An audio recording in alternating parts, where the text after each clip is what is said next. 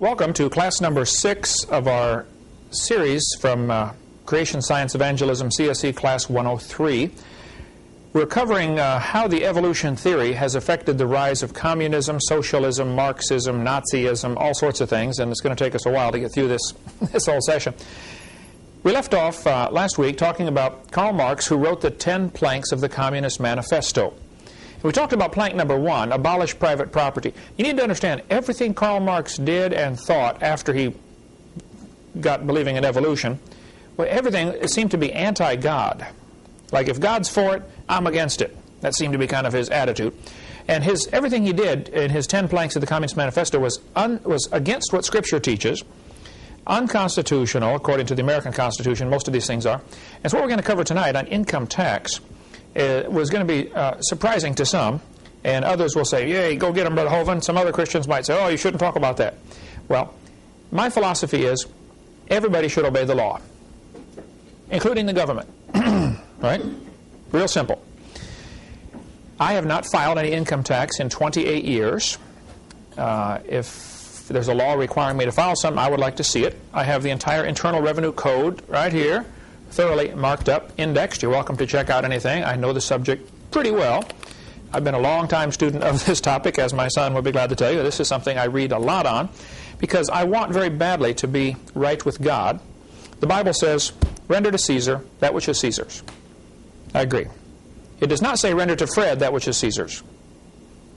Okay, if something belongs to Caesar, I'll give it to him. I'm not against that at all. So what we're going to cover tonight, just briefly, because I have read enormous amounts of information on this and could talk for years on it. However, I have other dragons to slay. I don't have time to fight this one too long, because to me there's other topics that are more important. Karl Marx invented what we call the graduated income tax. The more you make, the more they take. That's Karl Marx's idea. He knew what would happen. As people got richer, they would find loopholes and end up paying nothing. The poor people wouldn't make enough to pay anything, and the purpose of the income tax is to wipe out the middle class. The middle class ends up paying the burden of the income tax. The poor people pay very little, the rich people pay almost none.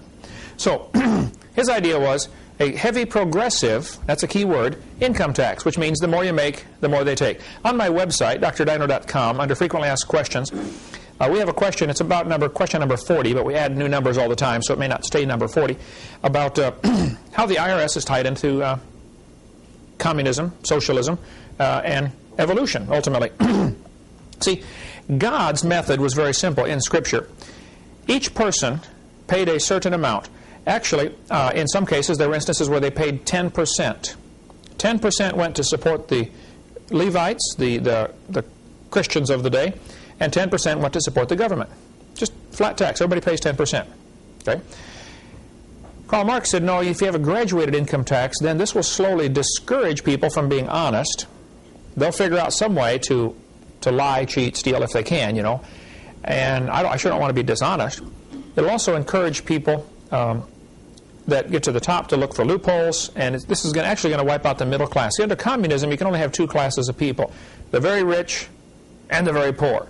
Go to just about any country where they have communism, where it's been in control for a long time, and you'll see this very same thing. There aren't three classes, there's two, the super rich and the extremely poor. There are many good websites that can give you information on this topic. George Hansen, former representative from Idaho in Congress, he wrote this book, To Harass Our People. He said, this is the purpose of the IRS, to harass our people. The purpose of the IRS is to gather information, not to gather money. None of the money goes to support the federal government. It goes to pay the debt, the interest on the national debt. We'll get into more of that in a minute on money. The best book I know on the topic, if you want to get into more, is Otto Skinner's book, The Biggest Tax Loophole of All. Very simply, he says, look, the code says clearly, if you are liable for a tax, you should pay it. Read your 1040 form very carefully next time when you fill one out. It says, you must file a form for every tax for which you are liable. There's the key. Has Congress made you liable? Here are all the laws where Congress has said the following people are liable to pay. None of them apply to an individual earning money in most normal ways that people earn money. If you are manufacturing alcohol, tobacco, or firearms, you're supposed to pay. I can show you the code on that. If you have oil wells in a foreign country, then you're supposed to pay. Just if I said, Jeff, I will trade you my shirt for your shirt. That's not income for you. It's not income for me. We traded. If you say, Brother Hovind, I will trade you 40 hours of my time for $400, that's not income for either one of us either.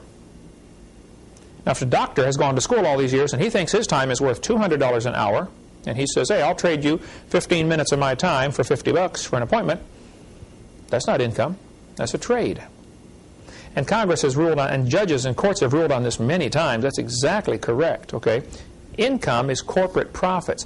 So what they've done, see, an individual earning money, just trading his time or labor for money is not income and is not taxable. So it's been real slick the way they've done this. They've given every person in the United States, at least, has a straw man that they have created for you, which is a corporation. Now, corporations are taxable. Real people would not be. And it's really slick how they've done this. We'll get into more of that in a minute. But if you want more on the website, on our website, drdano.com, there's about a 30-page letter, and we add to it all the time. You might want to get a hold of Joe Sweet's book, Good News, Bad News. Good news for Form 1040 filers, bad news for the IRS. It's voluntary. He goes through all the laws here. Erwin Schiff, a few things I would differ with Erwin Schiff, but he's written prolifically on the topic, how anyone can stop paying income tax, the Social Security swindle, how you can drop out, the biggest con, the federal government is fleecing you.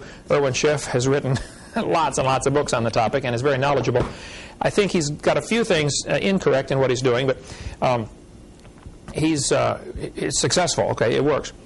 Peter Kershaw's book, In Caesar's Grip, is one of the most riveting books I've read in some time on how churches have gotten trapped by becoming 501c3 corporations. See, the church, Congress shall make no law, First Amendment, affecting the establishment of religion or prohibiting the free exercise thereof. I like to ask them sometimes, what part of no law don't you understand? It says no law.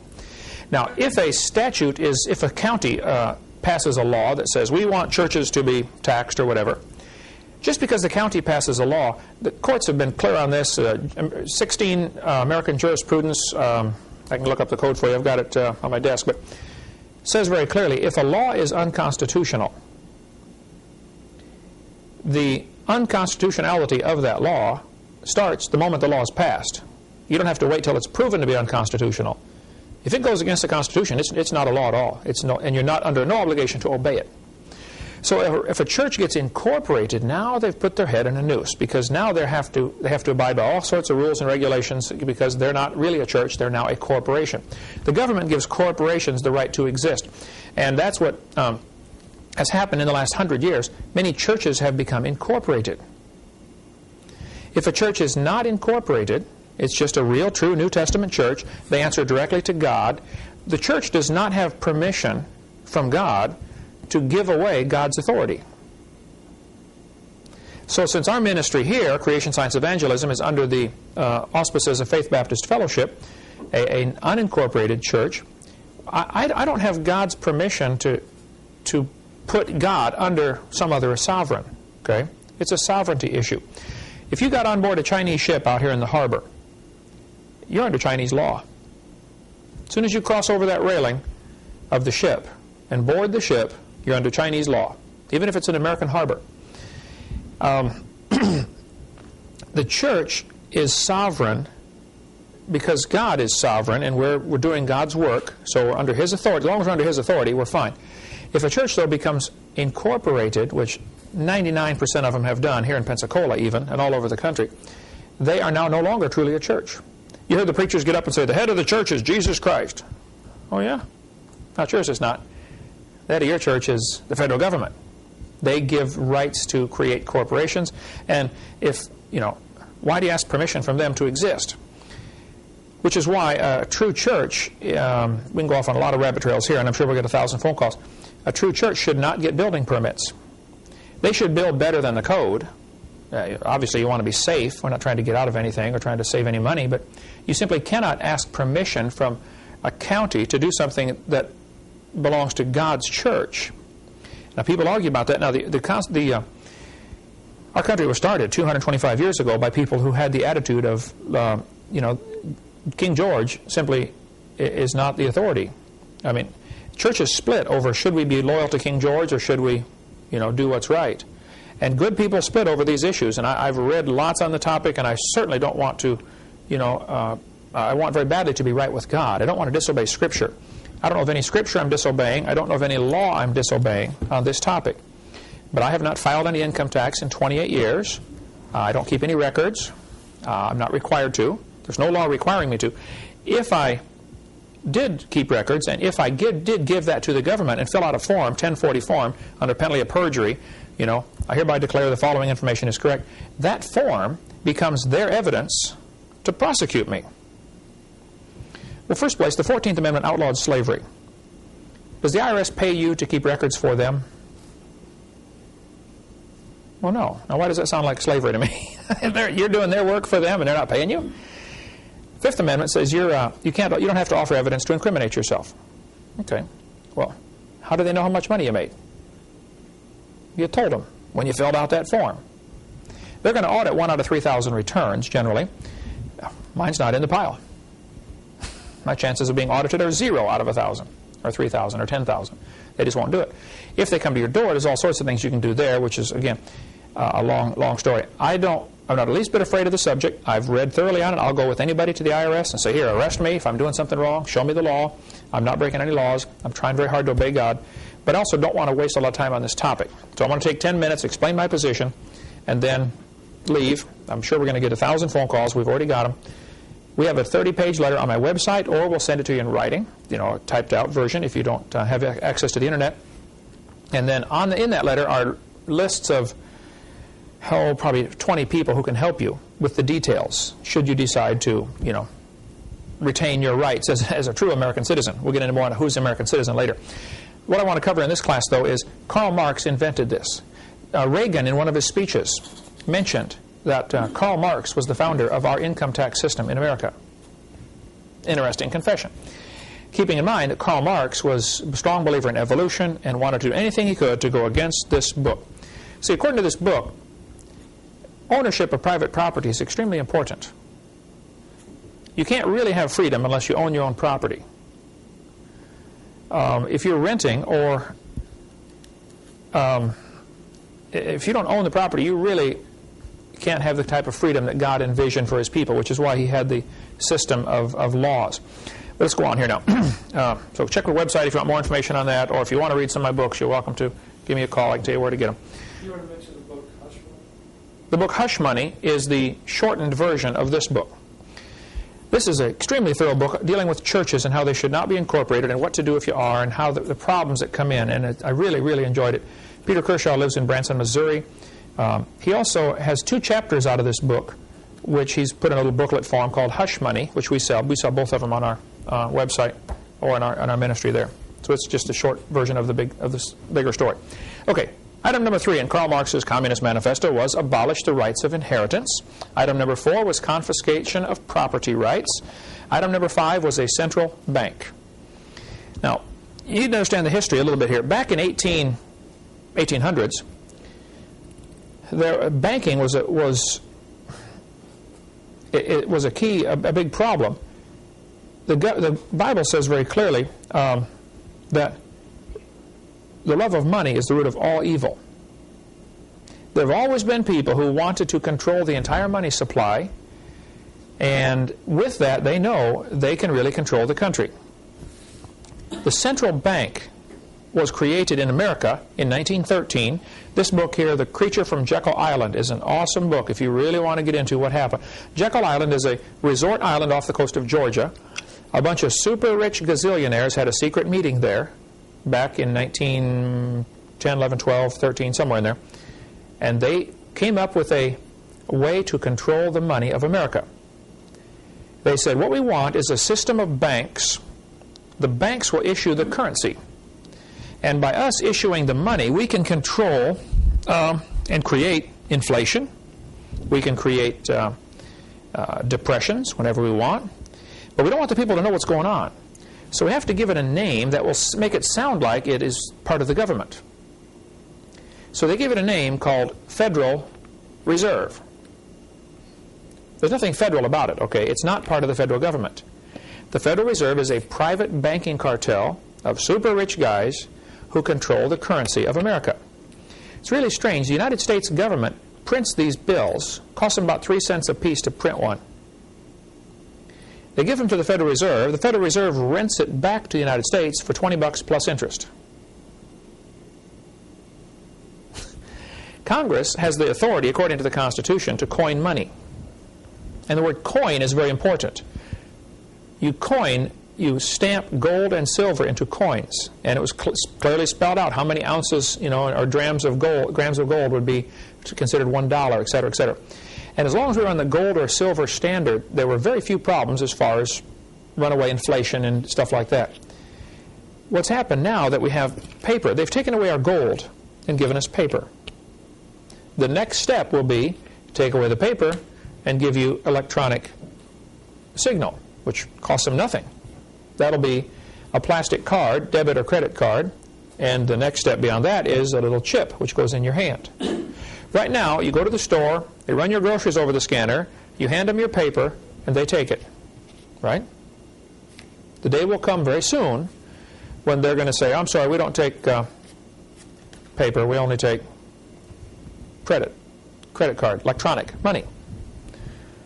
And then it won't be far on the heels of that it'll be, I'm sorry, if you don't have a chip, we just can't sell you anything. We're not equipped to take. The cash register will be gone at the store. Probably the clerk will be gone. Checkout lady.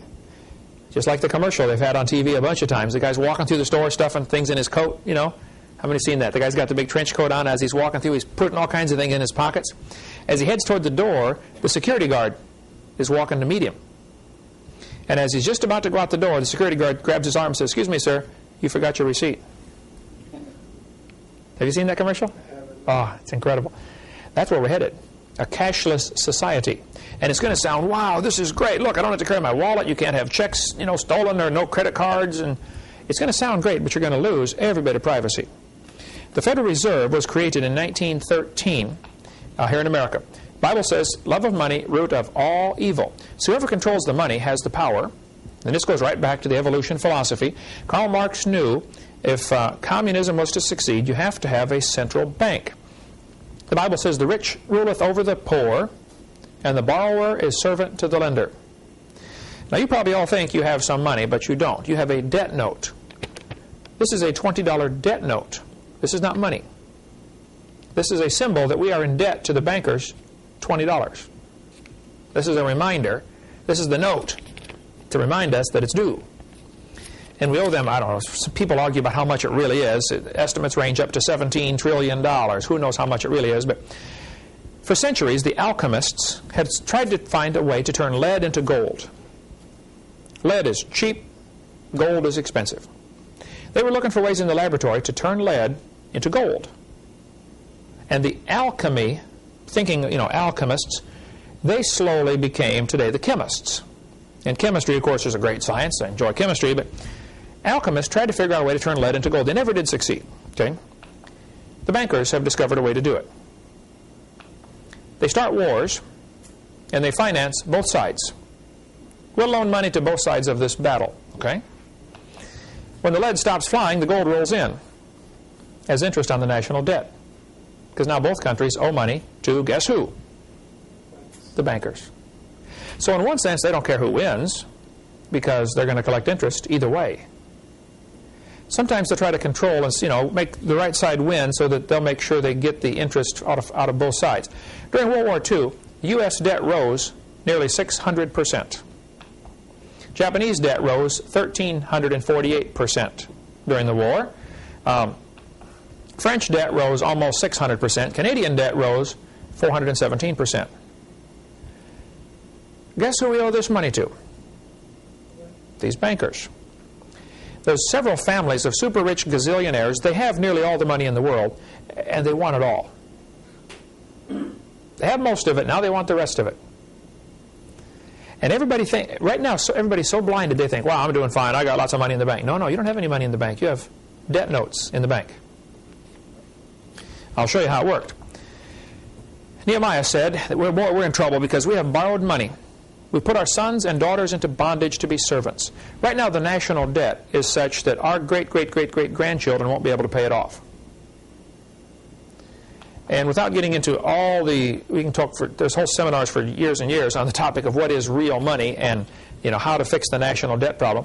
Lincoln decided rather than borrow money from these bankers, he would print treasury notes.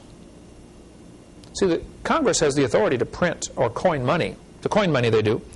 So Lincoln printed these greenbacks, which have no debt attached to them. Why should we print money and then rent it from these bankers? Why doesn't Congress just print money? Why do the bankers have to be involved at all? Well, the reason they're involved is because the United States that we are dealing with here, when it says United States on here, that's not the real United States. That's the United States corporation. That's the corporate United States, not the real United States. We'll get into that in a minute here. But we traded our real money, silver and gold, for paper. Soon, those who control all this are going to make us trade the paper for plastic, and then the plastic for an embedded microchip. That's apparently the way it's going to go. The Bible prophesied in the last days, of course, you would have to receive a mark to buy or sell. The Greek word for mark, Sanders, Carl Sanders. Yeah, a friend of mine from Arkansas. He helped invent the little microchip, and now he's a Christian. He travels all over and speaks against, what's happening. It's warning people what's going on. Dean Martin here in Pensacola has quite a seminar on the microchip and really stays up to date on what's happening. You want to go in my office and get those microchips, Eric? If you sit at my desk on the right-hand side, I think they're taped on the side of my desk on the upper part. Bring a couple microchips out here. I'll need those in a minute. Okay. I want you to look at this $5 Federal Reserve note. I have it in my wallet. This is from 1928. Hey, Jeff, would you get this and read this right here out loud to everybody. 1928 $5 Federal Reserve note. Redeemable in gold on demand at the United States Treasury, or in gold or lawful money at any Federal Reserve bank. Oh, thank you, sir. Now, you better watch this carefully.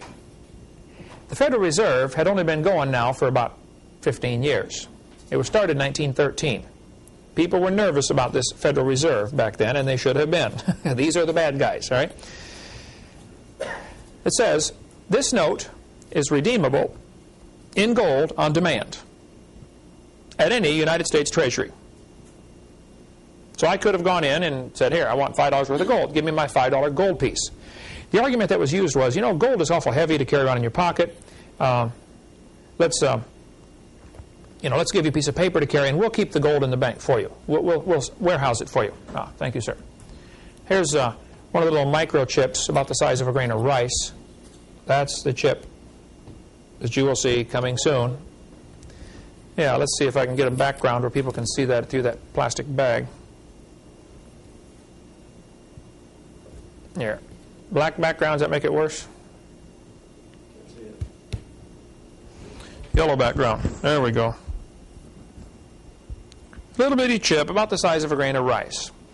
Dean Martin came here and spoke to my staff here on the back porch, and he put one of these little chips under his arm, and he set up his laptop computer with a little sensor about the size of a pack of cigarettes plugged into the back of his computer.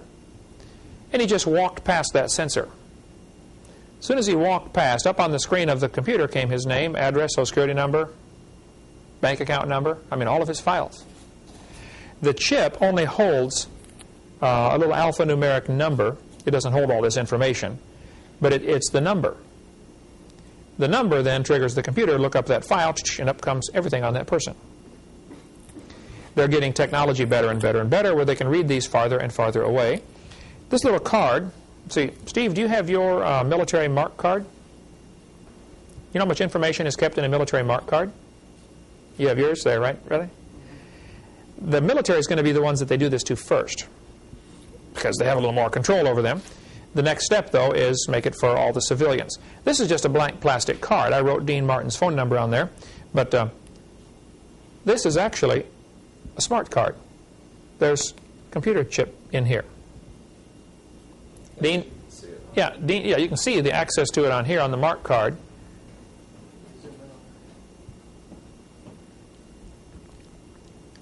unreal, the technology that's going on in these things. They can store enormous amounts of information in here. And you guys that are in the military, mark my words, no pun intended, the next step is you no longer have one of these cards. I don't know how long it's going to last. Probably not very long, another year or a few more years. And they'll say, if you join the military, you have to get a little chip under your skin, in your hand or your forehead, so that we can find you in case you're shot down. You know, there'll be some excuse, I'm sure, to make it worth doing, but that's what will happen.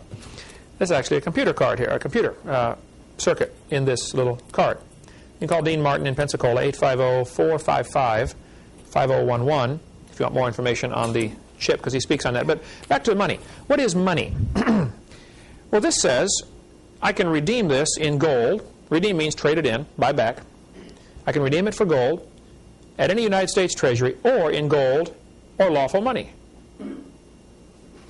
Well, you mean this is not lawful money? I have to trade it in for lawful money? Isn't that what they're telling me? They're saying, hey, you can trade this in for lawful money anytime you want. Then in 1933, they called the gold in.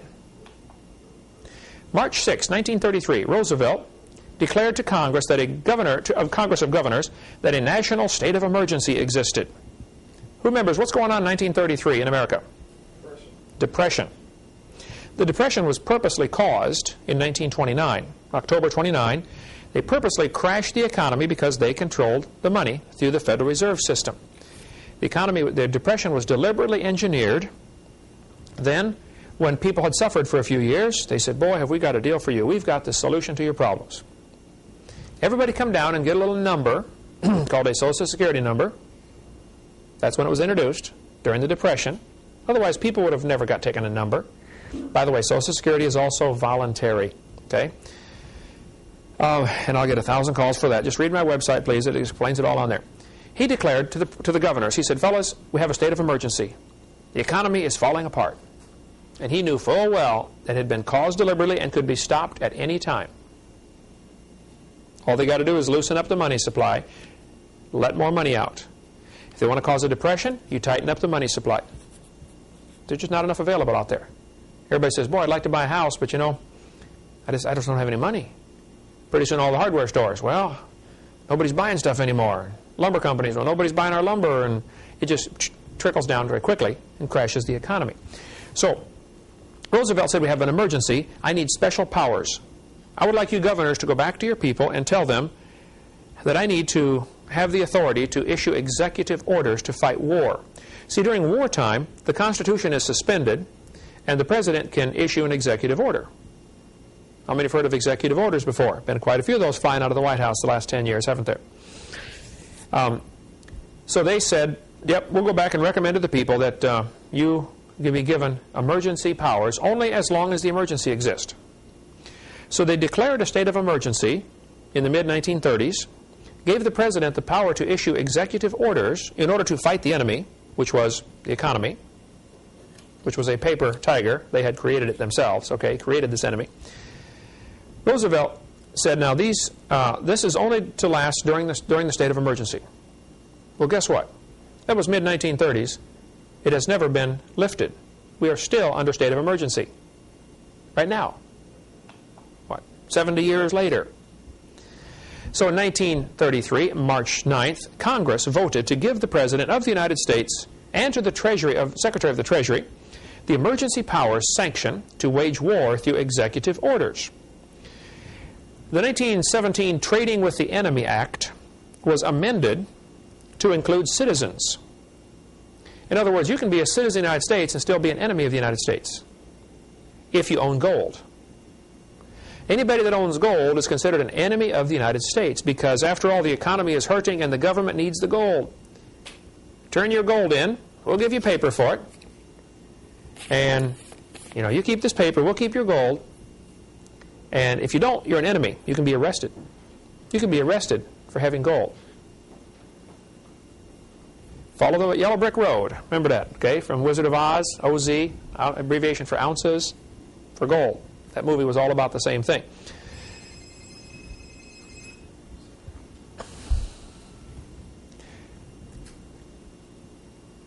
So they declared the people enemies of the state if they owned gold. Now, here we have a Federal Reserve note from 1934. Let's see, Jeff, would you like to read what that says to us here? 1934 Federal Reserve note. Read that good and loud so we can get on the microphone here.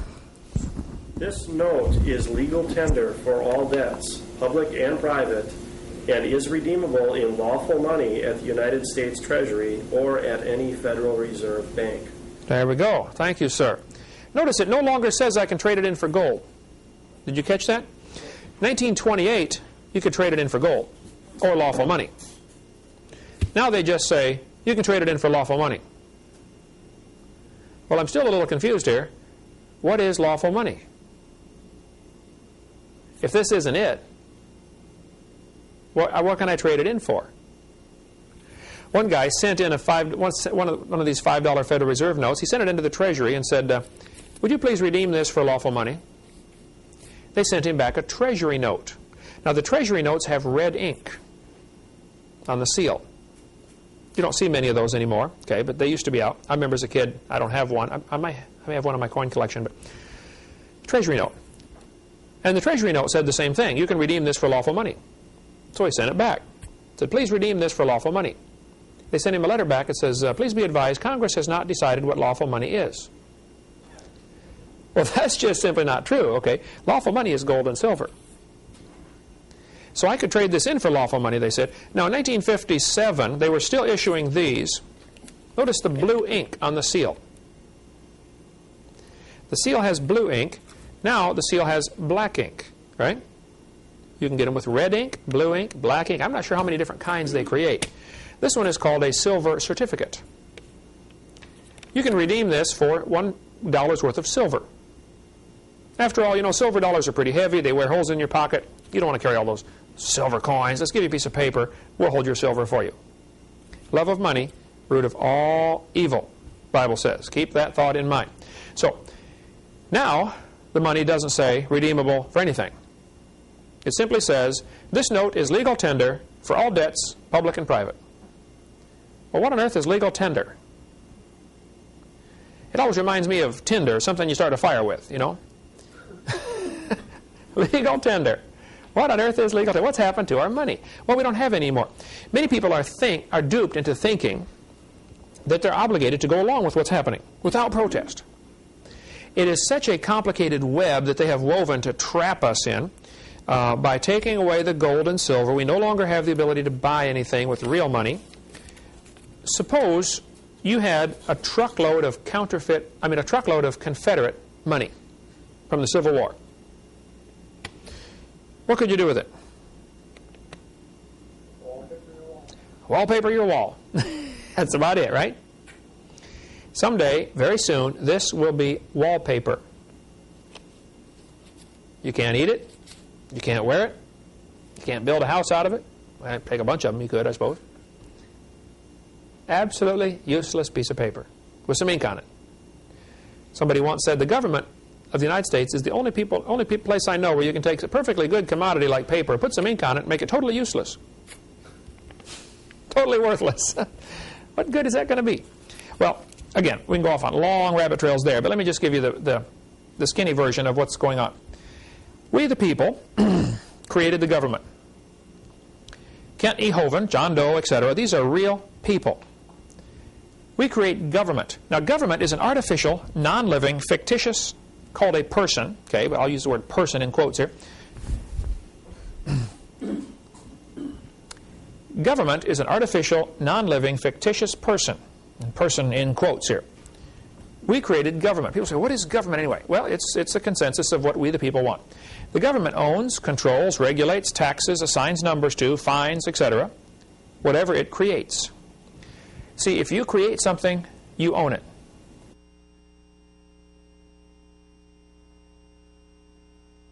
Let's continue now with more of our politically incorrect information from this class. Actually, it's politically correct. Everybody else, it's incorrect. Here's the basic principle. Whatever you create, you own it. You control it. It's the principle of ownership, okay? Since God created people, He owns us. We belong to Him. Our job is to find out what the boss wants and do it, okay? The people created government. So they're supposed to be public servants. How many have ever heard that expression before? Public servants, right? And they swear to uphold the Constitution and all that kind of stuff. Well, the government doesn't like the idea of being servant. They would like to be master. So they've got a really slick way that this has happened. And most of the folks even involved in government don't even know what's happened. A few do, okay? And enough do to know what's going on. But they decided to create artificial people. Turn to page 26 in this little booklet, which is Citizens Rule Book. These are $1 a piece from our ministry. This is the whole Constitution to the United States and the Declaration of Independence, and a very fascinating section on jury nullification. If you're ever called in to be on a jury, and let's suppose your city passes a law that it's against the law to spit on the sidewalk, okay? And you think that's a stupid law. You got a right to spit on the sidewalk if you want. And so some guy's hauled in, and it's obvious he's guilty. They got photographs of him, videotape. He spat on the sidewalk. Okay? But you as a juror think the law is wrong. After the court case, you sit there, you listen to everybody, give all their arguments. It's obvious, yep, the guy spit on the sidewalk. No question, he broke the law. However, the law is no good. All you do as a juror is vote not guilty. Now, it's obvious he's guilty of breaking the law, but the law is not constitutional or not good. So you simply vote not guilty. Your not guilty vote can nullify a bad law. Very few jurors know this, but this is fascinating reading, the section on jury nullification. You might want to read that in case you ever get on a jury. Page 26. Let's see, Jan, English teacher for how long? How long have you been teaching English, Jan? 86. A while, right? Okay. Would you look at the title on page 26? This is the Declaration of Independence, okay? The unanimous declaration of the 13 United States of America. Now, as an English teacher, what do you see with that? 13. Or is now more now, but notice the word united is not capitalized. You see that? States is capitalized. See, states are sovereign. The fact that they united is just an adjective describing what they did. Okay? Yeah. The united is not capitalized. This is a critical issue here now. The real United States is with a small u, capital S. Here's how we got tricked in the last 70 years, okay? God created people. People created governments based on God's laws. America was founded on the laws that came from God, okay? These states then, the 13 states, got together and created a government called the United States of America. And they gave that government authority over a small section called Washington, D.C., the District of Columbia, 10 miles by 10 miles in Maryland, Virginia. The Virginia side, during the Civil War, went with the South. So we lost half of the ground that the capital was supposed to be on. And I think it was Robert E. Lee's home was right there. And so during the war, they took thousands and thousands of Yankee soldiers that were killed and buried them in Robert E. Lee's front yard. Turned it into a graveyard. The cemetery is still there today. What's the name of it? Arlington Cemetery. Robert E. Lee's front yard. Just so he wouldn't want to live there anymore. You know, thousands of Yankee soldiers in his front yard. Long story behind that too. Anyway, the United States of America is supposed to be the servant to the states. They have no jurisdiction in the states without the state's permission. Now, the average county sheriff doesn't understand this. Some do, okay? But the federal government is not allowed to do anything without the county sheriff's permission. The sheriff of the county is boss, okay? And in Wyoming, there's numerous counties where they have told the federal government, do not come into our county. This happens all over the United States. There are sheriffs who say, you federal government, IRS agents, don't come in our county. You come to us first. You don't seize anybody's property. You don't take away anybody's car. You don't do nothing without our permission. That's why they always get the county sheriff involved. Okay? The county sheriff could say, no, I don't want any federal agents at all in my jurisdiction. Stay out. He could keep the FBI out. The county sheriff could. It's funny because you see all these movies where... Yeah, I'm FBI. I'm taking over here. Yeah. Oh, boy, I know. We've all been conditioned up here. Okay. Now I have a red line on my drawing on purpose here because this is a mirror. We're going to go through a mirror now because the United States went bankrupt in the early 30s. The bankers who control the money Love of money, root of all evil. Said, look, fellas, you're bankrupt. We're calling in the note. We are taking over, and we don't want the people to panic. Everybody's worried now because of the Depression, you know, times are pretty hard, so they're kind of busy thinking of other things. So they probably won't notice what's going on anyway. We're going to create a new corporation, and we're going to name it United States. But now it's all capital letters. And everybody thinks they're still in the same place. No. You now live in a corporate United States, which is run, owned, controlled, regulated by these super rich people, which is exactly what they've wanted all along. The United States then created 50 state corporations. Big difference here. There are two Floridas, State of Florida and Florida State. One is the real estate of Florida. The other, which happens to have the same boundaries, is the corporate Florida State. Same geographic boundaries, okay? People have argued that in many, many states, the boundaries of the corporate state was never defined. And so there's a whole argument there. You can chase that rabbit a long ways down the trail if you'd like. But FL, capital F, capital L, is the abbreviation for the corporate Florida. FLA is the abbreviation for the real Florida. It can be whichever one you'd like, okay? These rich folks also, as part of the master plan, created a person for each of the people. See, God created people, so He owns them.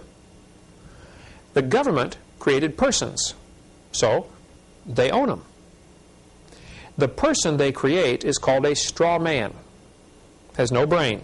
It's just a piece of paper that says this represents Kent Hovind. But the name is in all capital letters. Now that person was created via the birth certificate. When your parents got a birth certificate for you, the hospitals will just about go nuts if you try to leave without getting a birth certificate, because they're really under pressure to get those birth certificates, because the birth certificate creates an artificial person. When that artificial person is created, the birth certificate then becomes worth some money. It can be bartered and sold and traded like commodities or cows or sheep or corn on the international market. And the president can say, man, we've got, you know, X number million new people in the United States that were born this year.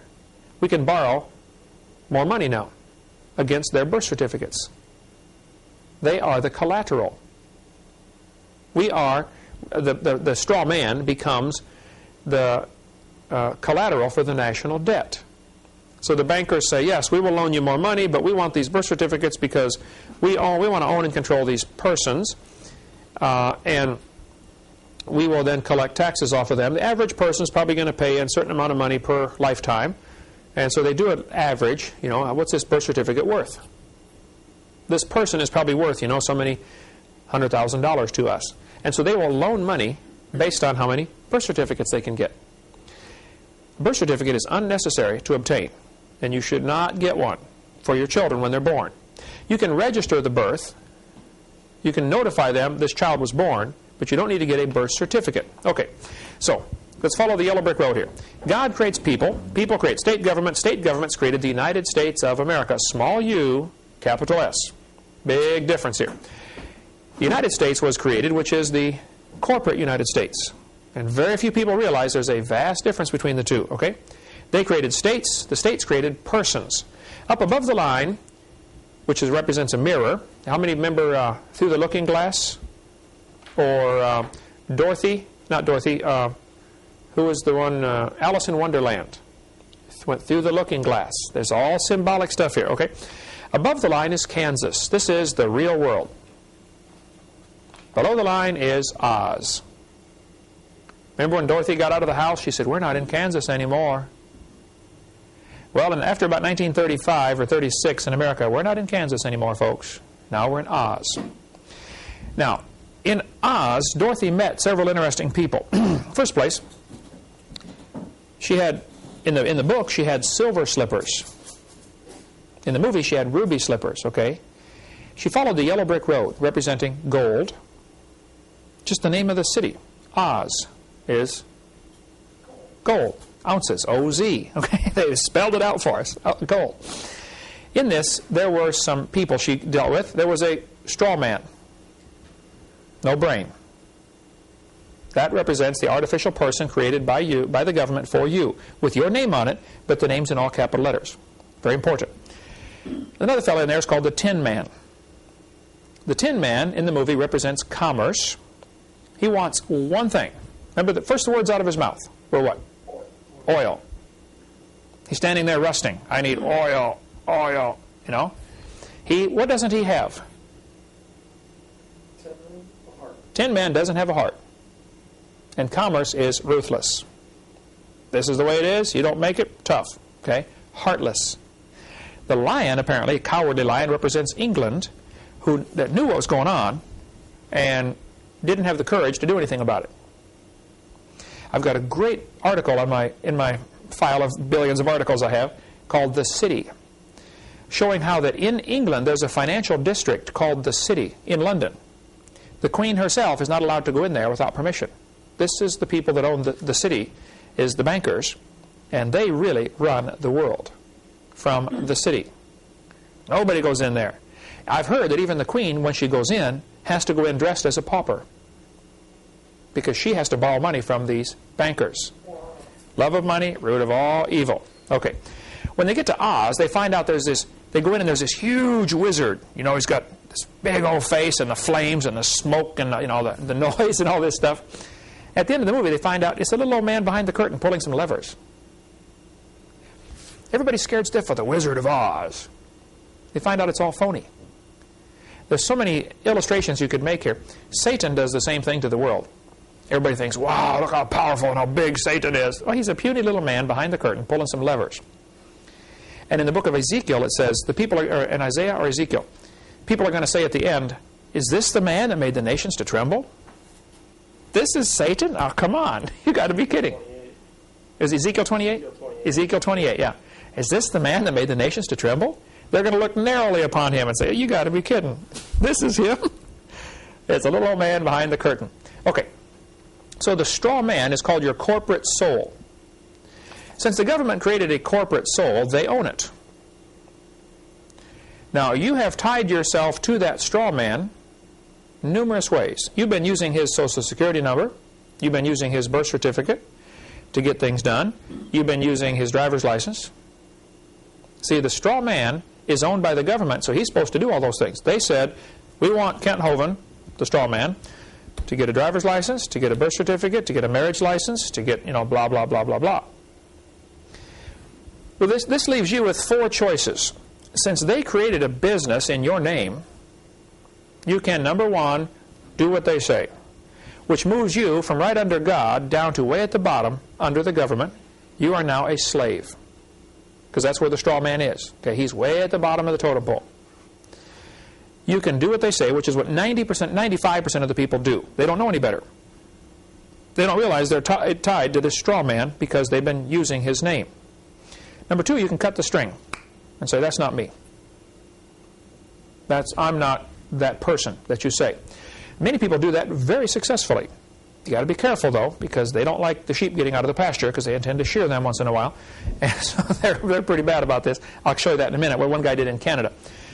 Choice number three, you can look for loopholes between the government and their straw man, and there are tons of loopholes. That's kind of what Irwin Schiff does in his take on, looking for loopholes, and there's lots of them, legitimate loopholes, okay? Choice number four is just redeem that straw man. Send a notice to the government saying, look, you've been doing business in my name. I'm laying claim to that account, that straw man account. I'm redeeming it. I'm claiming it for me. And then you give them notice. If I don't hear from you within 20 days with a good reason of why I shouldn't do this, I'm going to assume you have no reason. And by their silence, they admit. Federal Rules of Civil Procedure, Rule number 4, I believe it is.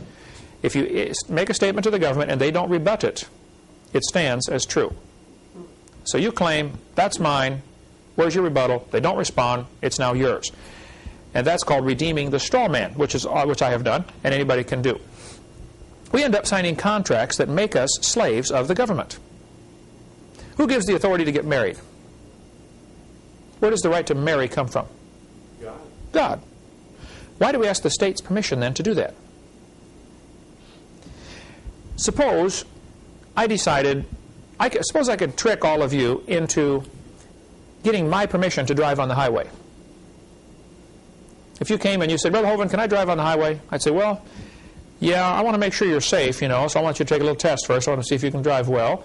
And then if you'll give me $50, I'll issue you a driver's license so that you can drive on the highway. And you go through the rest of your life thinking, wow, Brother Hovind gave me permission. See, I got permission right here to drive on the highway. You don't need my permission to drive on the highway. You can drive on it anyway. But if you're dumb enough to give me $50, I'll take it. And if you want to put yourself under my authority, well, come on under. Everybody's welcome, okay? But you'd be a fool to do that. Since God gives the right to get married, if you go to the state and ask for their permission to get married, to get a marriage license, do you have your marriage covenant? Yeah, grab that for me, would you please? If you get a marriage license, you have now asked the state for permission to do something that God already told you you can do. And you have now put yourself down with that straw man. Interesting thing happens. Once you get attached to this straw man, you become under all those rules and regulations, and you carry the burden of everything above you. You don't have to get a marriage license. If you do get a marriage license, that is a contract between you and the wife or husband and the state. The fine print of the contract gives them permission to take your kids away if they don't like the way you're raising them. One friend of mine had a girl in his church. She was 12 years old, I believe, and Mom spanked her one night for doing something, And she got all huffy and got mad at Mom, Next day she goes to school. She's still mad at Mom. And one of her friends says, hey, you want to get your mom in trouble? Call the welfare department. That'll fix them. Claim you were abused, child abuse. Well, the idiot 12-year-old did. Called welfare department, claimed child abuse. They came out and really hassled that family. And once you get the welfare department on your case, you can't hardly get them off. Okay? The girl felt sorry for what's happening. She wrote a letter, said, look, I'm sorry, I lied, it wasn't true, I'm sorry. Didn't matter. Welfare's on your case, boy, you're done. They want to come inspect your house every week, and et cetera, So they asked the pastor, they said, Pastor, what do we do? And he said, well, do you have a marriage license? They said, well, yeah. He said, there's your problem right there. That license gives them the authority to come in your house and take away your kids if they don't like the way you're raising them. They said, well, how do we get out of this? He said, well, you signed a contract. Now, you probably didn't know that the contract was by fraud, and so you can redeem this, you can get out of this mess by simply filling out a little paper, just write out a little sentence that says, I hereby revoke, renege, rescind, annul, disallow, all these legal terms, my signature on my marriage license. Go down to the courthouse and have it file stamped, cost you $5 or $6, and it'll go into your file as you have, at this date, annulled, disallowed your signature on your marriage license. Now, that doesn't mean you're not married anymore, but it means they no longer now have authority. So when this family did that, welfare department left them alone. Have no authority anymore. If a Mexican police officer showed up at my door, said, Mr. Hovind, we've got a law in Mexico that says you can't do whatever, and we saw you driving across Pensacola and you broke one of our laws. Yeah? What's your point, sir? Well, come with me, you're under arrest. No, sir, I'm sorry. You have no authority here. You're a Mexican police officer. Your authority stops at the border. You have no authority here. That was the big deal during moonshine days. They would run for the county line to get away from the revenuers because he had only had authority in a certain area. It all goes back to who has authority, who's in charge anyway. So a driver's license, a marriage license, a Social Security card are three of the primary contracts we have made. Now, if you want to get out of those contracts, simple to do. Okay, Pastor Mooneyhan, who was the pastor of the church that our ministry is under, has called a freedom package. Yeah, that's his phone number right there. It's like $50 for the freedom package. If you want to get it, it's 352-498-0384. And he can give you this freedom package of what forms to fill out and get you out of all these contracts you've gotten yourself into that you did not realize you got yourself into. So that might be something you would want to consider. And he can help you with all the details. I don't have time to mess with it. All right? I'm not afraid of the subject. I just don't have time to mess with it. Okay. Bruce, a friend of mine up in Canada. This is a letter he wrote. It's on my website. Jeff, at the last couple pages of that article you have there, that's the article off my website, but is this letter, okay?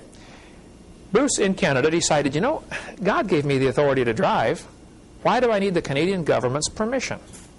And he got to studying this straw man issue and said, look, they created a straw man and they regulate him, but they don't regulate me. I'm a natural born citizen. Here's a letter that he wrote. I've got them all on my website. It's fascinating. He says, "Hi, folks. I went to court this morning, driven by a good friend, Don Scully. I really didn't know what to expect and had determined not to argue for my rights. But if need be, to simply state from Scripture why I could not any longer accept and acknowledge a fictitious driver's license in the name of a fictitious legal person." The straw man. Number 2, be surety for the debts of others, contrary to Proverbs, by having auto insurance policy. Because you are now surety for somebody else's debts. That's the way he felt about it. Number 3, anyway, bottom line is he gave up his driver's license, his license plates, and his insurance. Sent them to the government. Said, "I'm sorry, I got these by fraud. I didn't realize this is for an artificial person. It's not for me." Sure enough, he got stopped. Given tickets, no driver's license, no license plates, etc. Here's the letter. Let's go on here. To be honest with you, I went to court with very little faith and anticipated that the judge would not listen to what I had to say and would probably levy the fines. The minimum fine for the insurance charge was $5,000. So I expected I'd probably have to go to jail, as I simply don't have money like that. When my name was called, I stood outside the gate, refused to enter into the jurisdiction of the court, and stated to the judge that I was the natural person, Williford Bruce Woodford. Let me back up here and show you this. He stayed outside the gate. Go to any courtroom and you'll see they've got the judge and the jury and the 2 tables for the lawyers and a little gate, a little rail. Why do they have that little railing in there? That represents the edge of a ship. When you cross over that railing, you have entered the judge's martial military law, maritime law. So if you don't go inside that gate, they have no jurisdiction over you. So he stayed outside the gate. Very wise. He stood up. He said, "Judge, I'm a natural person, Bruce Woodford, or Wilford Bruce Woodford." And that it was my understanding that all the 3 defendants in the case before him, failure to surrender a driver's license, driving without a valid permit, and driving without insurance, were legal persons with which I have nothing to do. At that point, the judge motioned with his finger for me to step forward so I can hear you better. Yeah, right. He wants to get him inside that gate. Okay? I simply ignored him and reiterated that I was a natural person to whom the offense notices had been delivered, but that I was not the legal persons named as defendants. That being the case, I asked the judge if there was any further need of my presence in the courtroom. He said, "Wait a minute, let me consider what has been said." He was silent for some time and fingered through the papers before him. Then he spoke about this legal person I had referred to. He read the 3 charges and asked me if I was not the one who was alleged to have committed these offenses. Again, I replied that I was a natural person and that the Dictionary of Canadian law clearly distinguishes between natural persons and legal persons. At that point, he said, "If you are sure you are not the person to whom named in these charges, you are free to leave. But," he continued, "I have 2 options before me. If you are the person named, your driver's license will be suspended." To which I responded, "Sir, I have no driver's license." Number 2, I can order the police officer who laid these charges to arrest the person against whom these charges were laid. If you are not that person, you have nothing to fear. You are free to go. And so I left. Since then, they've had him back into court twice, and he laughs about it now because he goes in there and he knows they have nothing they can do to him. He just shows up just to see what's going to happen. All of his letters back and forth between the judges are on my website and at the end of that article, if you want to get that. Okay, that's Bruce Woodford. Anyway, he has taken the approach of, look, that ain't me. That's a straw man. That doesn't apply to me. Okay. If the term United States is written out with both capital letters, that is referring to the federal entity defined by Article 1, Section 8 of the Constitution. This is Washington, D.C. So, if somebody says, "Are you a citizen of the United States?" and you sign yes under penalty of perjury, you're claiming you live in Washington, D.C. Now, Washington, D.C. is not one of the 50 states. They are under a very different set of rules and regulations. They could pass any rules they wanted in Washington, D.C. So if you're claiming you live in Washington, D.C. under penalty of perjury, well, then they're going to assume the law applies to you. If a Mexican police officer showed up at my door and said, "Mr. Hovind, are you a Mexican citizen?" Or he put a paper in front of me and says, sign this to swear you're a Mexican citizen and you will abide by the Mexican laws. Well, if I'm dumb enough to sign that paper, yes, under penalty of perjury, okay, I just put myself under Mexican law. And if you sign a paper under penalty of perjury that, yes, I'm a citizen of capital U, capital S, you just put yourself in Washington, D.C. I don't live in Washington, D.C. I don't even like to go to the place, okay? I sure don't want to live there. And I definitely don't want to be a citizen of it, okay? If it is small u, capital S, now that's one of the 50 states. I fly all over the world. I've been to 26 countries doing my seminars on creation, and more coming. Invariably, I get on the airplane, I'm flying over to the country, and they say, you got to fill out this paper to get in, you know. And invariably on that paper it says, are you a citizen of the United States? And it's capital U, capital S. So I simply take out my pen, cross out the capital U, write in the small u, and I add the words of America. Small u, United States of America. And sign it, yes, I'm a citizen of that, sure. The average guy looking at these forms, he doesn't catch what I did, I'm sure. But I don't want to claim to be a citizen of Washington, D.C. For one thing, I'm not. And if I did, I'd be under all sorts of rules that I don't want to be under. I got enough rules to obey, okay? I got enough rules right here to obey that I'm not doing all of those. I sure don't want to be under their laws. So United States citizens are actually citizens of the District of Columbia, if it's capital U, capital S. Now, if it's all capital letters, this is referring to the Philippines. See, they've tricked us by using certain words. Suppose I wrote out a document, and I said, at the very beginning, I said, in this document, the word up means down. I could do that, couldn't I? Then I can write a big, long story, and every time I say the word up, it really means down, right? At the beginning of the IRS code, it says, United States means District of Columbia. And then all the rest of this stuff is for them. It's not for me. Unless I claim to live there. Oh, now it applies to me. So they're going to trap you. Somehow, they're going to try to trap you into being part of Washington, D.C., because that's what this applies to. If you want to live in Washington, D.C., or be subject to their laws, enjoy yourself. I don't want to be subject to those laws. If it's just United States, that's talking about the District of Columbia. It can be written several different ways. Capital U, capital S, or all capital letters means the same thing. It's District of Columbia. So the rich men, and the Bible talks a lot about woe go to ye rich men, weep and howl for the miseries that shall come upon you. You know, the love of money, root of all evil. The Bible talks a lot about that. Okay, they trick people into getting a Social Security number in order to get benefits from the government. They created a crisis. This is the technique they've used for centuries. Create a crisis so that you can accomplish some particular goal. Remember, Nero wanted to get rid of the Christians. So, set the city on fire. Burned Rome down and blamed it on the Christians. Hitler wanted gun control. Yeah. Hitler wanted gun control, so he blew up the Reichstag, the federal building of the German government. Blew it up. Said, wow, look, terrorist attack. We need more gun control.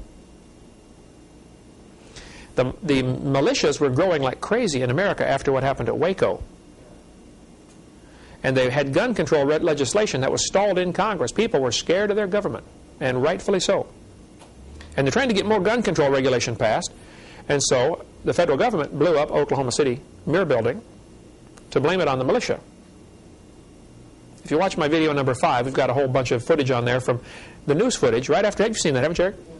Right after the bombing, for the next few hours, the cameramen are swarming all over the place, and they say, we can't go in the building yet. They just brought out bomb number 3. Oh, folks, they just discovered another bomb, unexploded. That news footage, I've got it all, okay? Telling about the bombs they were bringing out of the building that had not exploded. Now, who got blamed for that? Timothy McVeigh with a truck bomb in the street. First place, anybody knows anything about explosives will tell you there's no way a truck bomb is going to shear the pillars off. You might blow the walls out, blow the walls out or break all the windows. But you don't cut the pillars off. The people who blow up buildings for a living, have a hard time. They've got to very carefully engineer. Put the explosive right on the pillar. They drill a bunch of holes in the pillar, put the explosives in just the right place, to cut that thing off. After the building was blown up, it wasn't very long. The rest of the building was demolished. You don't ever destroy evidence at a crime scene. All of this rubble is hauled off to a dump, and an armed guard is posted on the dump. Well, why do you need a guard at dump, sir? They're afraid somebody might dig up that garbage and find out the pillars were sheared off by C4 plastic explosives, and that the federal government actually blew up that building for numerous reasons.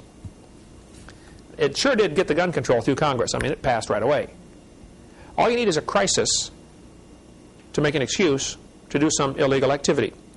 So the Depression was created intentionally, create the crisis, so that people will accept what you're trying to give them, a number.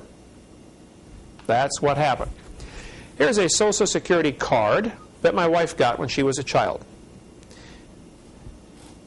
I've changed the numbers on here, okay? Notice what it says at the bottom. For Social Security and tax purposes, not for identification. Interesting. Did you know you were not allowed to use your Social Security card for identification purposes? Well, what do they always ask for now for identification purposes? Social Security number. It said not for identification. Here's the new card. Oh no, it doesn't say that anymore. The new card does not say that. But on the back of this new card, there's a number. Again, I changed the numbers on here, okay? The C123456666, this is the bank account number in Washington, D.C., where the straw man's money is kept. That's the account number. If you have a card that's been issued since 1992, it'll look like this, dark blue. Look on the back. There's your bank account number that they deal through. There's a regular account with your straw man name on it. And they're doing business in your name through this straw man account. And there's the number. What some people have done, with varying degrees of success, and I don't understand all about this, but Ernie Land does, and John D'Arcy does, and their names are listed in that article right there. They sent in a notice and said, look, that straw man belongs to me. I claim it. The government doesn't respond. And so, for the rest of their life, if they ever get a bill from the government, they pay it through their straw man account. Suppose the government gives you a ticket for speeding. Well, the Constitution says, you can't be, your property cannot be taken away without due process, and there has to be an injured party. Well, who did you injure by speeding? Nobody. Now, if you do injure somebody by speeding, you should pay for it according to Scripture. Okay? If you hurt somebody, you make it good. So you might want to think about that. But the fact is, you didn't injure anybody. So you get stopped, they give you a ticket, $50. And you're such a nice guy. You say, listen, Bible says if someone compels you to go a mile, go 2. If he asks for your coat, give him your cloak also. You asked for $50. You take the ticket, you write right across the face. We've got a stamp that we use for this, or no, an overlay we put, and we copy to the copy machine.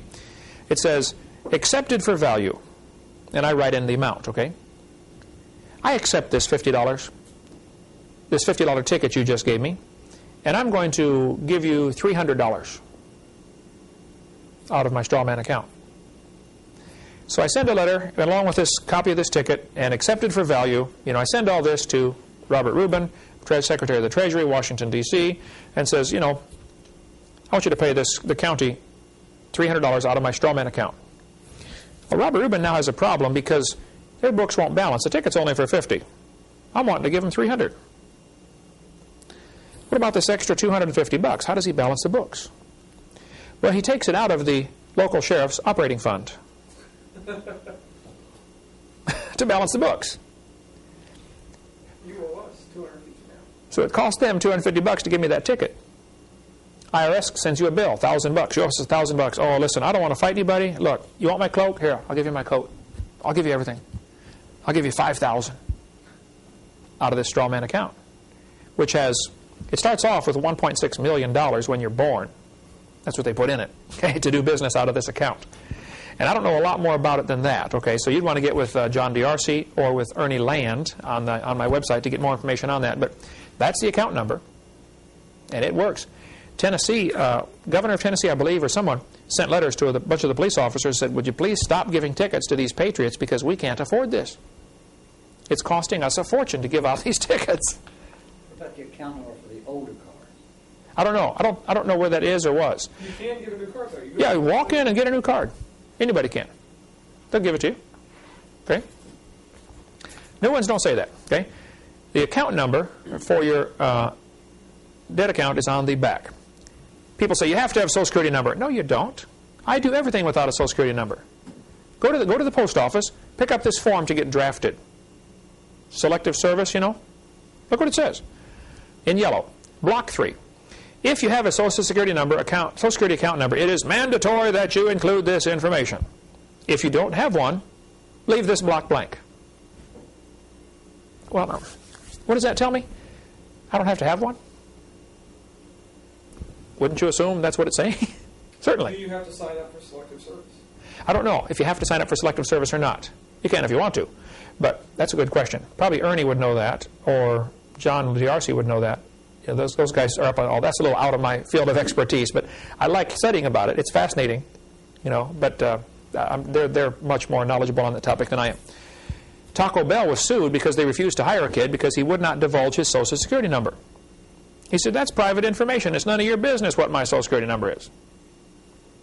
According to the law, you are only required to give your Social Security number if you are applying for Social Security benefits. Nobody else is allowed to demand that from you. Now, if a bank won't open a bank account, the Amish don't even have Social Security numbers. They have bank accounts. They do everything just like we do. They just simply say it's against my religious convictions. Oh, okay. Open the account. You can sue a bank for discriminating against you if they refuse to open it. It has to be a non-interest bearing checking account, okay? Because the banks are tied in with the Federal Reserve. All works together. If you want to put your money in their bank and earn interest on it, well, then you better play by their game. But as long as you're not earning interest, you just want them to hold your money for you because you don't want to keep it under the mattress. You're afraid somebody might break into the house, okay? Or for convenience, you're willing to pay them 10 cents a piece or 20 cents a piece every time you write a check. It's much more convenient to write checks than to carry cash around. Perfectly fine. But if they demand a number of you before they do that, you can sue them. Now, most people don't know this, and most people don't want to go through the hassle, and so they just go get a number. But it is totally voluntary. If you want to get out of a Social Security card, get out of a Social Security contract, check my website. It's now question number 40, but the number changes all the time. FAQ on my website. That's that paper you have there in front of you. It tells a little bit about Social Security. So the Federal Reserve, if you want to know more about the Federal Reserve and what happened, this is an excellent book to read. Bill Still. Do we have this book in our... It's $15 or something. There's his phone number. I believe he's in Oklahoma. If you really want to get a clear picture of what the Federal Reserve is, it's not federal, any more than Federal Express is federal. Okay, it's a private bunch of bankers that control our currency, and our Congress and Senate and President is scared stiff of the Federal Reserve. They run the show. Okay, this is We have to be scared of the Federal Reserve. We have to be careful because you're dealing with a beast, the Federal Reserve. I don't think you need to be scared. If you have redeemed the straw man, You have nothing to worry about. well, yeah, that really helps because now you have laid claim. Remember the movie The Matrix? Yeah. You know, you want the red pill or the blue pill. Some people are better off just taking the blue pill and go back to bed.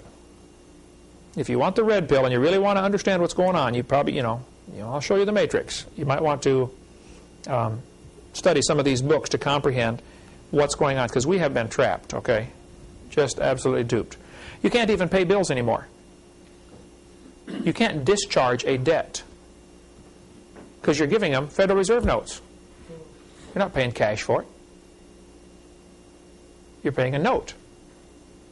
So no debts have been paid unless you bought it with silver or gold since 1935 or 6, whenever they did that. Khrushchev used to brag that he got all of his secrets from Rockefeller. Rockefeller started the CIA, which is from Russia you got the KGB, same thing, right? CIA is the American KGB. Rockefeller started that. They took our gold, gave us paper. Next they're going to take away the paper, give us plastic, and then they'll take away the plastic and give us a mark in the hand. This spring at Pensacola, money will not be accepted. You want to go get a Coke, hamburger? Doesn't matter. You have to have a debit card. PCC's done that for a couple of years now, haven't they? It works great. It's a good system in many ways, but this is all forerunner to the mark of the beast type stuff. You want to get information on the mark of the beast, the little microchip and all that stuff? Carl Sanders is one of the guys who invented it. He built it. He travels all over and speaks on the topic. He's been here. We videotaped quite a bit of information with Carl Sanders. Great godly man. There's his email is shofar, SHO-PHAR, at trumpetmin.org. Trumpet Ministries is what he calls his organization, up in Leslie, Arkansas. Dean Martin here in Pensacola, good friend of ours, has lots of information on that. Terry Cook wrote this book here, The Mark of the New World Order. Gary Fry in North Carolina is a good friend of mine, has lots of information on this Mark of the Beast microchip type stuff if you want to get more on that. Okay, next week we'll finish up talking about money, Mondex Corporation, how it all ties in, and then try to finish with the Communist Manifesto and go on to how this is all part of a bigger plan for Satan to have a one-world government, a new world order. Some people get upset with me because I even mention all this IRS type stuff in my seminar. They say, you should talk just about creation. Well, it all ties together. If God's the creator, then he's the boss. Now, if you want to give yourself to become a straw man underneath, and you don't want to be under God, well, you do whatever you want. Okay? But I want to be a sovereign citizen under God. I'm not lawless. I think everybody should obey the law. I'm trying real hard to understand it and obey it. And if they tell me United States means Washington, D.C., and then they go on for 4,000 pages talking about what you're supposed to do, I don't care. It's not me. Now, if you want to be there, well, fine, enjoy yourself, Good luck understanding it. That thing ought to be void for vagueness, A lot of people have declared that. Anyway, we'll cover more on that next week. Thank you.